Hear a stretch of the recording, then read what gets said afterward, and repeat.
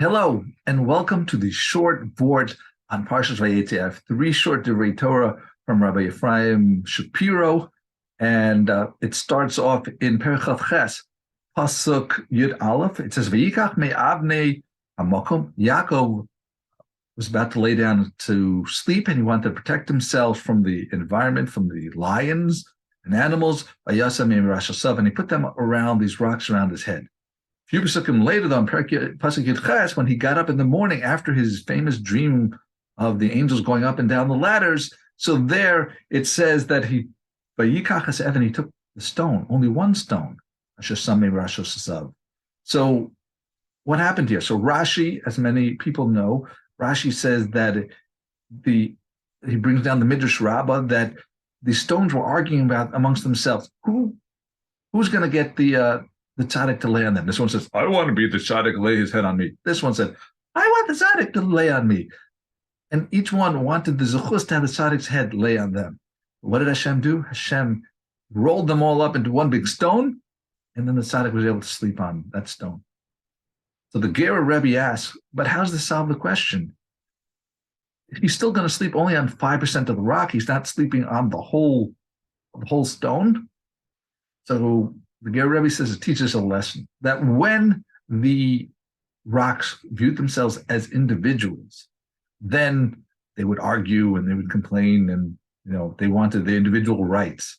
But once they viewed themselves as one group, a team, then they had no reason to argue anymore and they were silent. And that's a lesson for people also that we should remember when we're part of Am Yisrael, whether the general klal or individual groups working on projects, that when we're on a team, we got to be united and not to argue.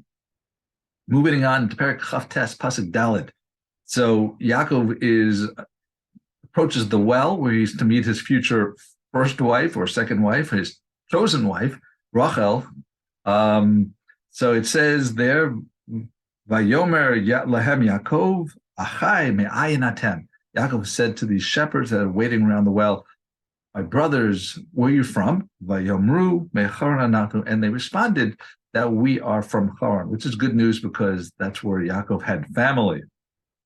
And Yubishakim later in Pasuk Zayin, though he gives them a form of rebuke, and he says, "Hey, it's early in the day. Why are you guys hanging out by the well? You should be doing your shepherding stuff, letting your sheep graze. This is not right." But they didn't get upset. They answered him in a calm voice. They explained, this is the situation. We have to get here all together as a group in order to roll off the heavy stone.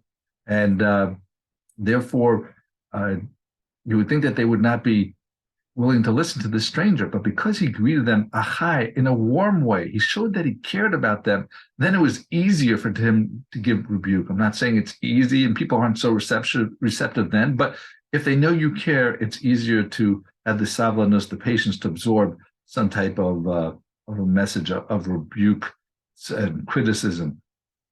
So this way, Yaakov was able to influence them and talk to them calmly.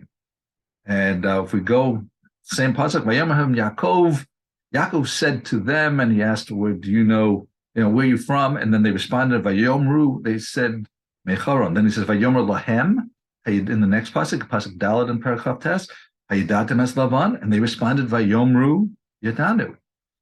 Third pasuk Vav, Vayomer Lahem, he said to them, Shalom lo, Vayomru Shalom. Why is it that each time they responded, they didn't say lo, Vayomru lo, as if as a response to Vayomru Lahem, to keep a parallelism? Why this change? So it's another lesson of communication 101, that when you're teaching to someone, that Vayomer Lahem means that he was speaking to them, he was showing that he was caring, that he was focused on them, paying attention to what they had to say.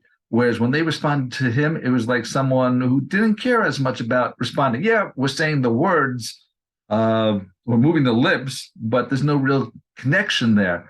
There's someone who's texting or on his phone when they're talking to you, or looking online when you're having a conversation. That's not a Vayomru lo or lahem. That's just a Vayomru. They just move their lips. So we should be zoch that when we speak to people, we make them feel cared about. We make them part of a team like the Stones, and that when we speak to them, that there's a real connection. So thank you for listening. Have a wonderful week and a wonderful show.